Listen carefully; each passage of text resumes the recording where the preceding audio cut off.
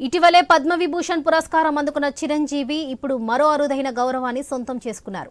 UAE నుంచి golden visa అందుకున్నారు. వివిధ రంగాల్లో విశేష కృషి చేసిన వారికి యుఏఈ ప్రభుత్వం ఈ వీసాను అందిస్తుంది.